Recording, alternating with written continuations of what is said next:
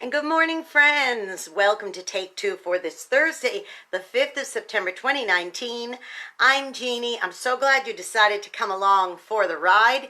Well, first things first, a very happy and blessed 6th birthday to my wonderful, clever, handsome, and absolutely precious nephew, Jimmy Ferrara. He just started first grade. He's so excited about that, and I just know he's going to do very well. So, birthday blessings to you, my precious one. Anyway, today I'd like to talk to you a little bit about a friend of mine who sent me, called me last night with a new mailing address. She had moved from one city to another, and she had changed jobs, and she just wanted to let me know what her new address was. So I was happy to hear from her. Hadn't heard from her in a while, and I said, "So what's going on? Oh, exciting, new job." And she said, "Yeah, you know what? I just absolutely had to go. I couldn't take it anymore."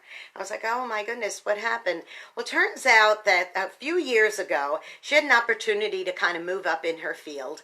And there was this great administrative position that had become available that she did on a search online in a completely different city, in a completely different place from where she was living. And she thought it was a good opportunity to look into. So she went for an interview at this place that was a family managed corporation, little business, and it was not so little. It was fairly good size, but a lot of relatives and close friends worked there because it was a little bit of a smaller place than where she was from, and that's the way it was. Well, apparently there were a couple of people in that family and friends that just absolutely automatically assumed that they would be in line for this position, this administrative position, once it became available. Someone had retired, and they thought, "Oh well, I'll probably get that." And these are people that just kind of, worked there. They were family. They made their own hours. They did whatever they felt like it. I sort of like not really taking it as seriously as my friend, her name is Kelly, my friend Kelly did. Kelly was a real hard working, excellent in her field, in her gifts and in her skills, and so she got the job and moved everything with a moving truck to this place, set up, signed a year's lease on a house that she lived in, and this kind of thing. So she was locked in. Well, she tried. She was met with opposition constantly, but she did her job, did it well, got numbers up, all the things she needed to do. But even though it was a great job with a great salary, it was so hard because she was just sort of, in the 4 years she was there, she was tolerated, but not really felt welcomed. And the family, the older ones that, like I said, family managed, they was kind of semi-retired, the people who hired her. So they were gone a lot, so they didn't know the day in and day out stuff. And she said that no matter how hard she tried, no matter how much she succeeded in doing everything that was put to her, she never really felt welcome. So she started looking, and in a few months' time she found another place, and she went ahead and got a different job and moved to a big city somewhere else in the United States and was about to start over.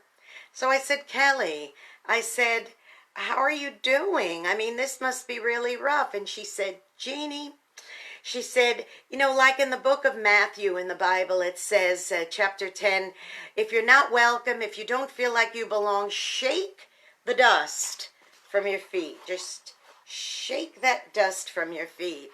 And I said, "And are you?" And she said, "Well, to tell you the truth, I still feel like there's a little mud on my shoes." Sometimes we try so hard to just say, forget it, I'll just shake the dust. And the fact of the matter is, it's not that easy. Sometimes you've got to, whoops, sorry about that. See, I was shaking this so hard that it fell. Sometimes you got to get a scrub brush and you got to scrub the dust and the mud off your shoes. Or sometimes you have to take out the big heavy artillery and we got to shake it off that way. It's not always easy. Sometimes there's a little bit of remaining mud and you got to shake it off. But guess what? You shake and shake, you get that all off, and before you know it, You have two beautiful, beautiful shoes. Beautiful, dustless feet. I've been through this myself. I know what it's like. I know what it's like when you've been hurt by people and you need to get forward, move forward. You got to keep going. And it just takes that extra little bit of scrubbing to get the dust off of your feet. If you're faced with that today, may I encourage you, boys and girls, you keep doing enough scrubbing and you keep arming yourself with praying for those who have hurt you and looking towards the future. Not allowing yourself to hold a grudge. You do that and you're going to be not only walking a forward path, but you're going to be walking a forward path with clean feet. And that's the key. That's the key. Don't walk into don't walk into a brand new room with a fresh carpet with mud on your shoes.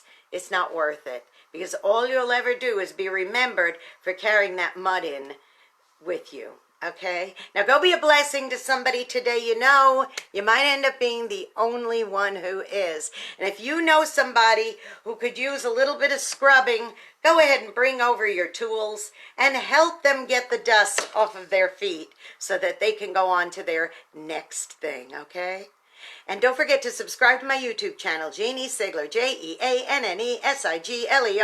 You'll be notified every time another Take Two posts. And don't forget to give me a thumbs up and let me know how much you appreciate my little Take Twos. Okay, tomorrow is Friday, last day of the week, and it's also my unsung hero of the week. So make sure you tune in, okay? I'll see you tomorrow. Have a good day. God bless you. Bye-bye.